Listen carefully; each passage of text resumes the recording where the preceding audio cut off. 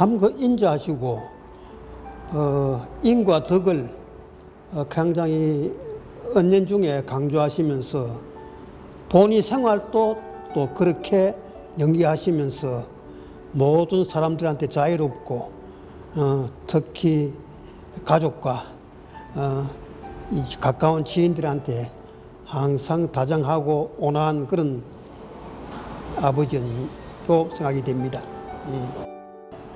그 말년에 교통사고를 당하셔가지고 아주 교통사고도 크게 입으시는데 퇴원을 병원에 장기적으로 요양을 병원에서 입원을 해 있다가 퇴원을 하고 난 후에는 학사 문제로 학교에서 학생들이 학생금을 내줘야 할 그런 문제가 있었어요. 그 저희들은 몸 컨디션으로 보나 뭐나 봐서 좀 어렵다.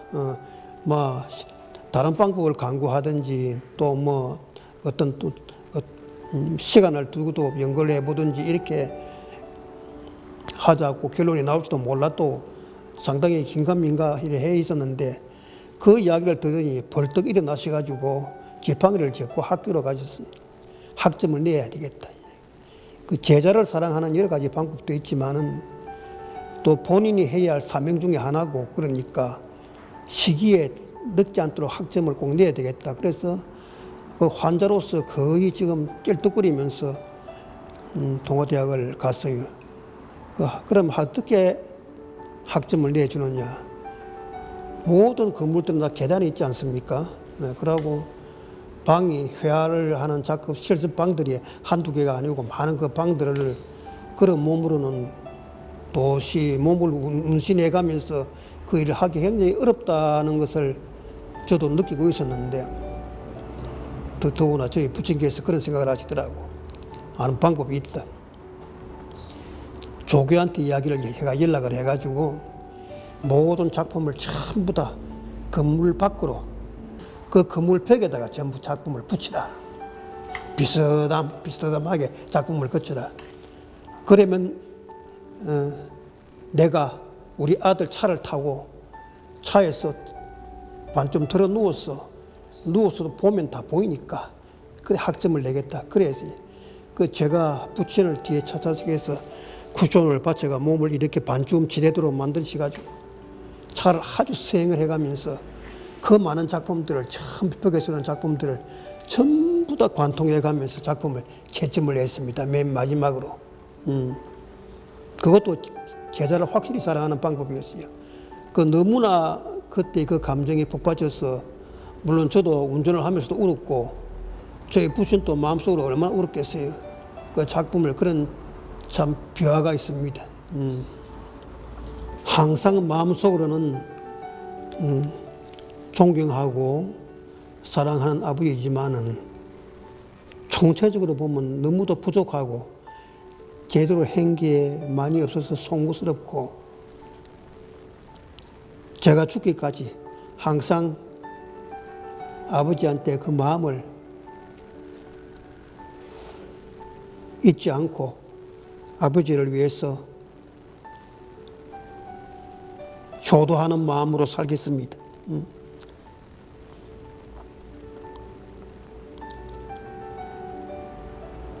나는 중으로 태어날까 화가로 다시 태어날까 이런 말씀도 하시고 남의 그 그림에 대한 인격 그 다음에 그림의 솜씨 이런 데다 절대 평가를 안 했어.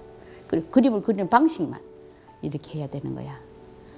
철학 본인의 그 예술에 대한 생각 부산 미술 사회에 대한 미래 무엇이 있어야 되고 무엇이 이루어져야 되고 그게 절대 잘못이나 이런 걸 얘기를 안 하세요. 부정적인 건 일체 없어요. 이게 있어야 된다. 이걸 해야 된다. 그런 말을 언론으로도 하고 이제 우리가 듣는 데서 이제 모여 있으면 이렇게 하시고. 근데 그분을 그렇게 위대하게 요즘처럼 이렇게 초대가 할 그런 자리도 없었고 본인이 늘 거리에 나오셨지. 집에는 안 들어가고 작업실에 작업하고 그다음에 교육하고 나면 이제 이거를 스케치를 요만한 거였어. 한 20페이지도 안 됐어. 요거를 스케치북에 표지가 있는 요 스프링 요렇게 돼 있었어. 요거를 양복 주머니에 딱 들어가는 크기였어. 이거를 항상 들고 다니면서 그게 2만 점쯤 되지. 참 김종수 선생한테 배운 거 참 좋은 건 하나 뭔가 뭐 작가의 개성을 존중해가지고 가르친다는 거. 개별화. 김종수 선생님 가르치는 방법이 참 독특했어요. 뭔가 뭐 어떤 말은 안 하시고 두 개 딱 나누면 싹 그림을 골라요. 골라갖고 이거는 됐고 이건 안 됐다. 그런데 이거는 됐는데 이거는 안 됐는지 그 이유를 네가 집에 가서 조용히 한번 봐봐라. 그 말밖에 없어요. 그래갖고 또 한 주일 동안 또 내 열심히 해가지고 그 그림 그리가 가져가면은 이제 보고 또 평해주고 이랬었다고. 이런데 그때 이제 김종희 선생은 주로 뭘 그리나 뭐 부산항을 많이 그렸어요. 그 당시에 부산항을 주로 많이 그렸고 부산 부두 그 집이 그 대청동 거기 있었잖아요. 그러니까 거기서 밑을 내려다보고 이러면은 그 부산항이 보이거든. 부산항을 야수파적인 입체 강한 선으로 해가지고 그 그림을 많이 그렸어요. 그 전에는 일본에서 와가지고 그때는 뭐 풍물도 좀 그리고 인물도 좀 그렸는데 내가 그때 만났을 때는 60년대 그때는 부산항을 주로 많이 그렸어요. 그래가지고 선생님이 주로 이제 그 화실에서 생활을 좀 많이 하고 좋은 그림도 많이 그리고 이래야 되는데 그 뭐 바깥에 맴돌면서 저녁에 술 먹고 이러면서 그 남아 있는 게 이제 내 스케치 해가지고 그것도 큰 스케치북도 아니고 조그마한 호주머니용 스케치 거기다가 계속 스케치 그리고 그랬었어요. 그랬는데 그래 이제 김정은 선생한테 가가지고는 참 특별한 뭐 실기를 그 앞에서 그리고 이런 건 없었고 그림 갖고 내 이야기 하시고 주로 노자 이야기도 많이 하셨어요.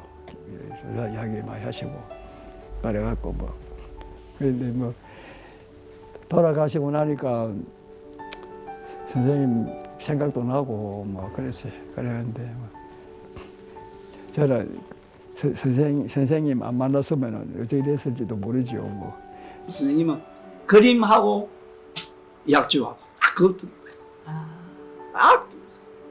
그 외에는 일제 생각도 안 해요. 오늘 뭐 다방에 혼자 계실 때든지 스케치북에 스케치 하시고 그럼 친구 뭐 그림 친구들하고 뭐 이야기할 때도 그림 이야기 아니면 듣지도 않아요. 그만큼 선생님은 온 몸을 그림으로 쏟아 넣으신 분이 참 존경스러운 그리 하기 쉽지 않죠. 참 그때는 그림 그린 사람이 참 많이 모이거든요. 참 많이 모여가지고 그 토론하고 그림에 대해서 이야기하고 참 좋습니다. 요새는 뭐 그런 거 없어졌지만 그래 김영두 선생님하고 김영두 선생님하고 내하고 뭐 술집 참 많이 다녔어요. 그때 어디 대청동 그때 계셨을 때 취하시면 내가 흑과동 해가지고 그 댁에 모시다 드리고 늘 그랬어요. 늘. 저는 내 나름대로 그림을 그리면서도 선생님의 그 영향을 많이 받죠. 또 선생님은 또 이상하게 또 내 그림도 좋아하시고 저는 조금 민화적으로 가고 선생님은 확 휘지로 촉촉촉 이렇게 나가시고 그래 조금 다르긴 다른데 선생님 내 그림 좋아해 주시니까 내가 엄청 나도 열심히 하고 그랬지.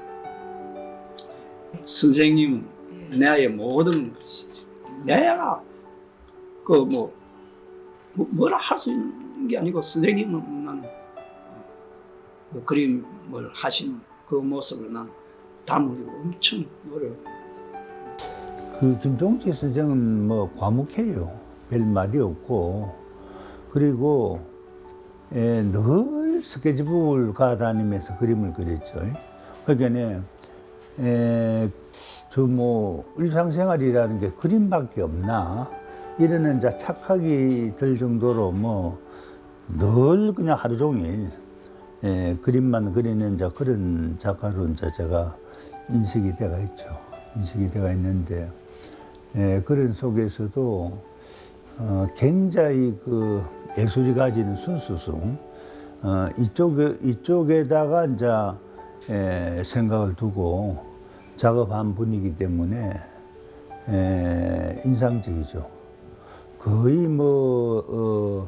저는 상어 발항을 하고 있는 입장이지만은 상어 발항하고는 거의 관계없는 그런 작업을 했죠. 진짜 순수한 그런 회화의 고향이라고 그래야 되나? 그런 본질, 이런 쪽을 안고 평상시에 그 평생 동안 실험한 분이 아닌가, 이런 생각을 늘 갖고 있죠. 중요한 분이죠. 그분의 또 다른 특징 중에 하나가 그분은 그림을 완성을 안 시켜요. 그러니까 자기가 그릴 만큼만 그려요. 그러니까 완성을 시킨다는 그것은 어떻게 보면은 좀 억지가 들어가거든. 그러니까 자기가 그릴 만큼만 그리는 거예요. 그리다가 요까지 다 싶으면 이제 그냥 내버려둬요. 내버려두고 늘 술만 먹고 또 자기 나름대로 어떤 또 사색을 하겠죠. 작가니까. 근데 그러다가 어느 날 이 그림은 여기를 더 이제 손대야 되겠다. 이럴 때 그 길을 이제 더 손질을 하는 거예요. 그러니까 아주 자연스럽지.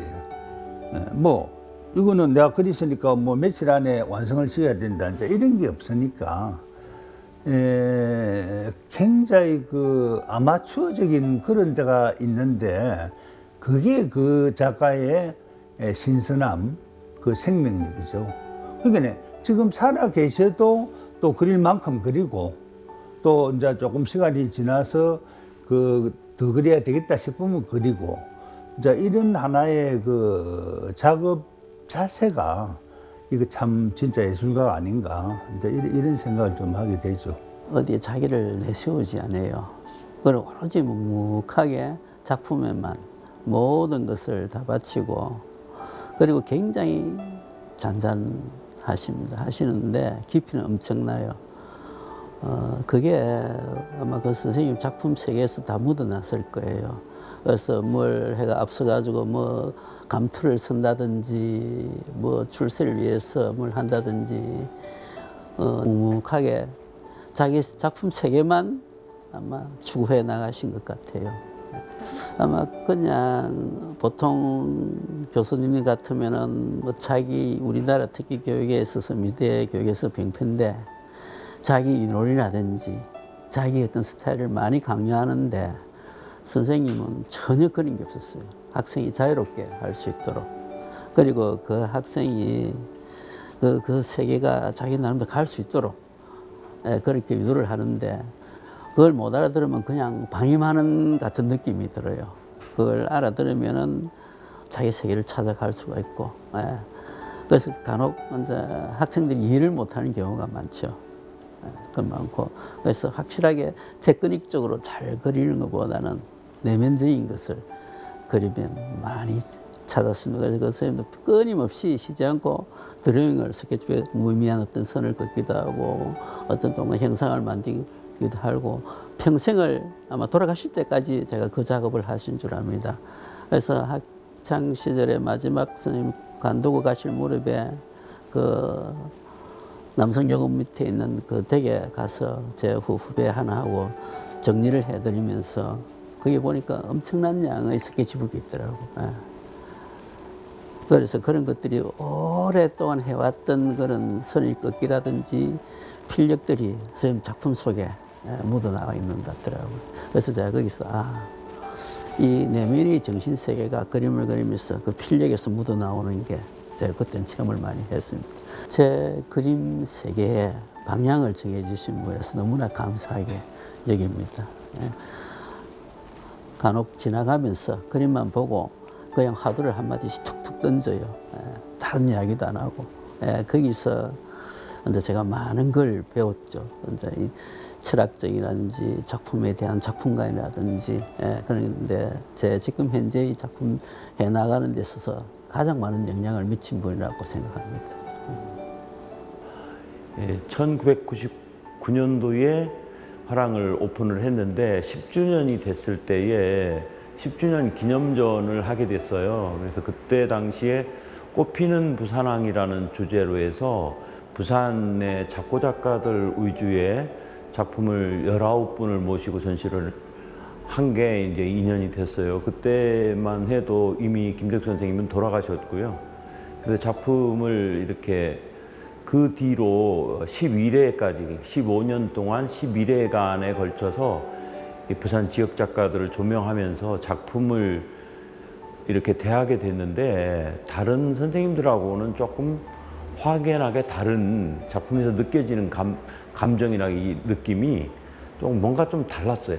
지금도 난 그게 좀 미스테리인데 선생님의 작품은 이렇게 화면을 바라보고 있으면 약간 꿈틀거리는 느낌이 있어요. 화면이 이렇게 정지된 화면이 물감을 칠해가지고 물감 덩어리인데도 불구하고 이렇게 그림 보는 순간 약간 움직인다, 꿈틀거린다, 에너지가 느껴지는 그러한 화면이었어요. 그래서 지금도 그 선생님이 이제 부산을 대표하는 작가로 이렇게 의상이 정립이 됐는데 그 김종식 선생님은 한마디로 말하라면은 부산 사나이들의 어떤 그 부산의 호방하고 호쾌한 그리고 부산의 풍광과도 닮은 그런 아주 멋있는 그런 작업을 하는 서양 화가로 기억합니다.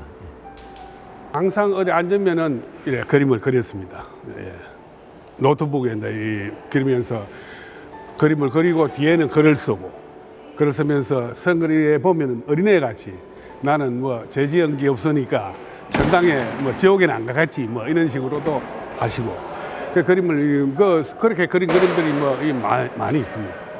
그다음 우리 작업할 때 이제 수업할 때 이렇게 보면은 뒤에 와서 이렇게 한참 보고 계시다가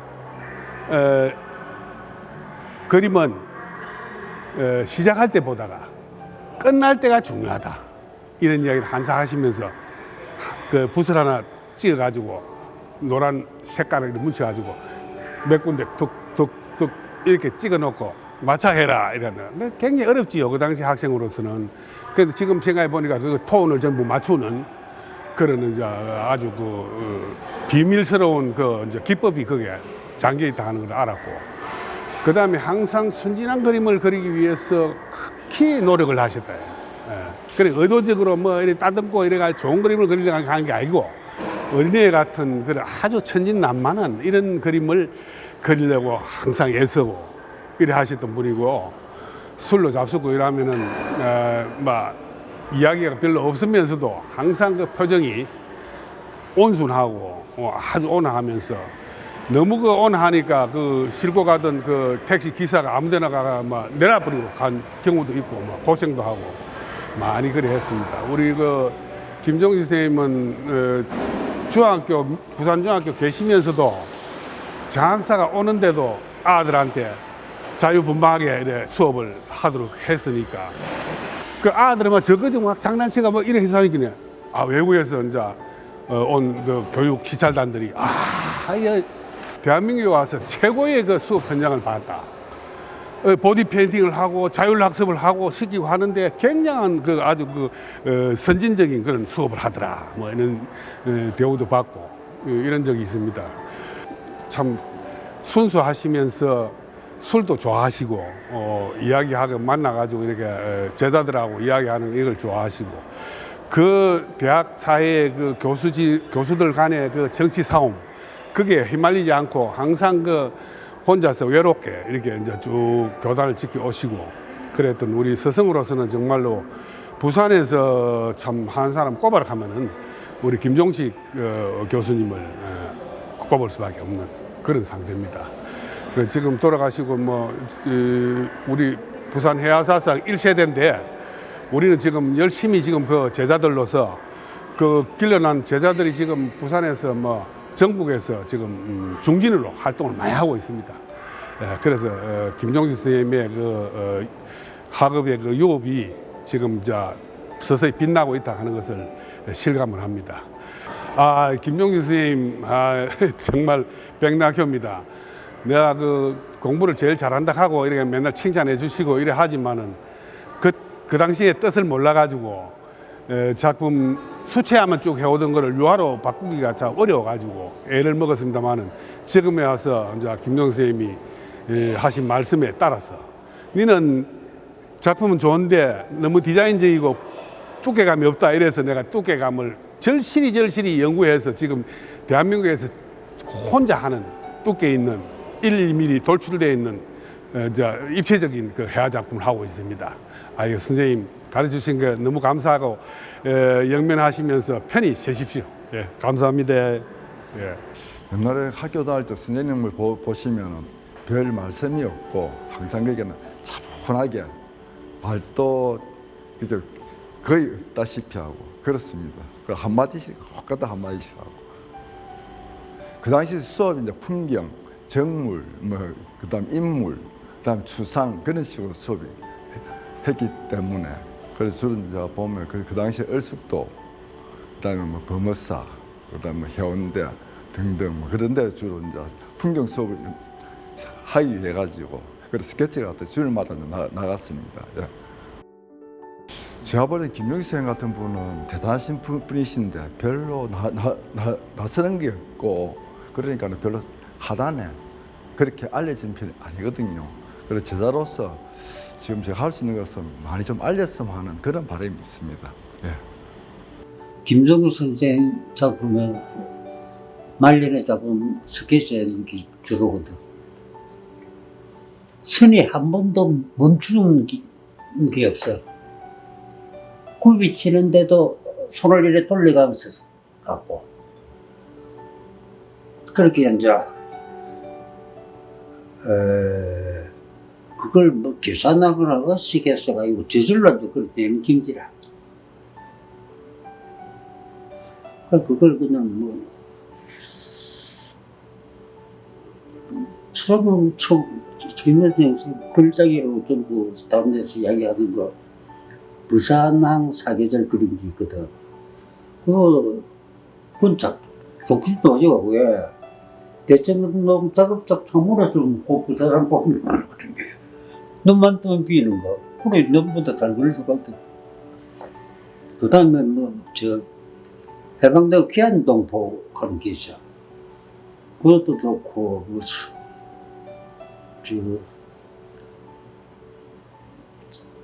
자갈치의 그 얼음공장 또 그거 그런 게 있어. 그 밑에 풍경하고 아주 그때로서는 그 정도 작품 뽑아내는 사람이 드문 정도지.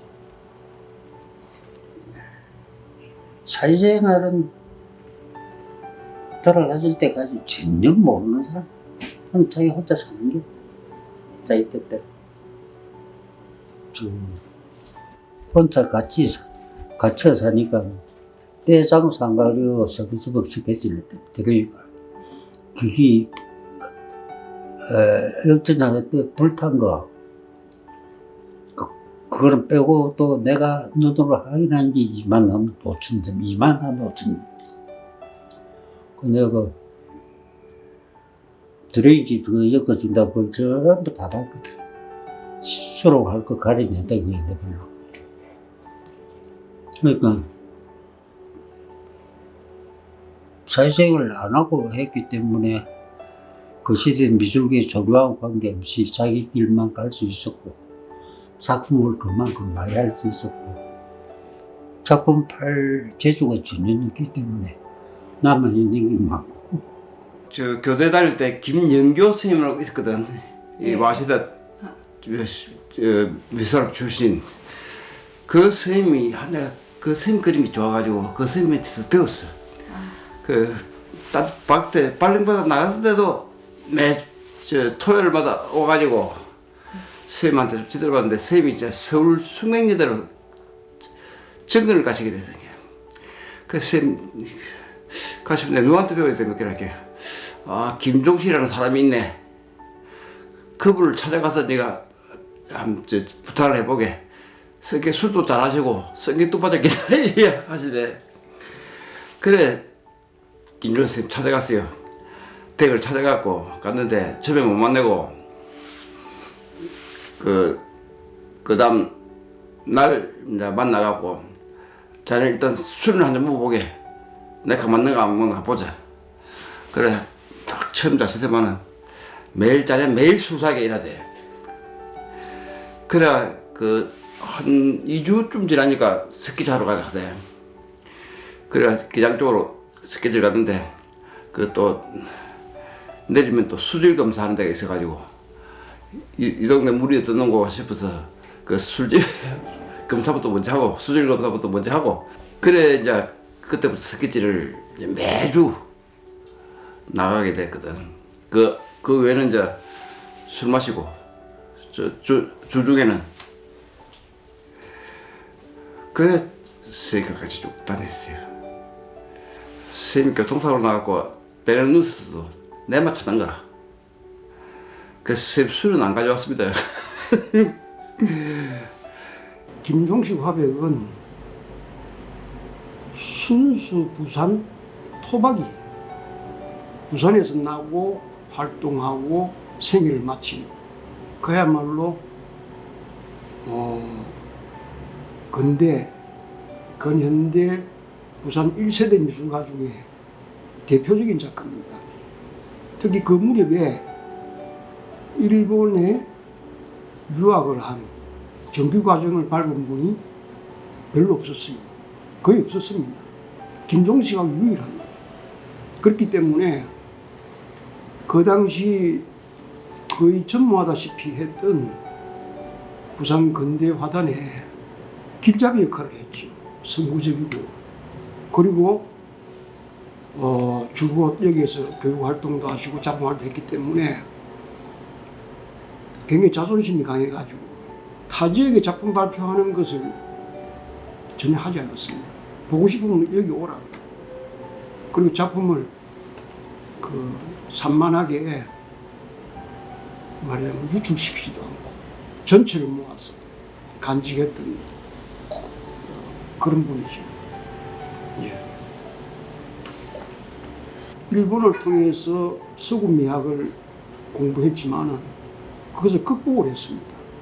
극복을 해가지고 동아시아의 그 미학적 전통, 특히 산수 미학을 개성해서 우주적인 차원에서 자기 나름으로 남화라고 하는 경지를 완성하려고 했지요.